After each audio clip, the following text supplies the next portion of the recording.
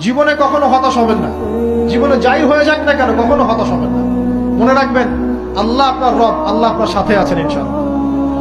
এই সমাজ আপনাকে যেভাবে শেখায়, কিভাবে শেখায়, এই যে স্কুল, কলেজ, ইউনিভার্সিটি, চাকরি, বিয়ে, সন্তান প্রতিপালন, আর তারপর ইন্না লিল্লাহি ওয়া ইন্না ইলাইহি রাজিউন, এই তো শেখায় নাকি?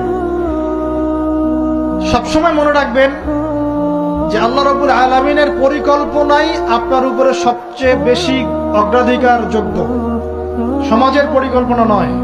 পরিবার আপনাকে চাপ দিচ্ছে, চাকরি পাস না, পড়াশোনা করিস না, হ্যাঁ পড়াশোনায় কেন তুই 80 নম্বর পাইলি না, কেন চান্স পেলি না, কবে চাকরি পাবি, কবে আমাদেরকে দেখবি, খাওয়াবি, পড়াবি, এই যে চাপগুলো চারপাশ থেকে আসে কিনা? এতে করে অনেক যুবক দেখা যায় মাদকাসক্ত হয়, অনেকে দেখা যায় আত্মহত্যা করছে, ইদানিং করছে কিনা ভাই?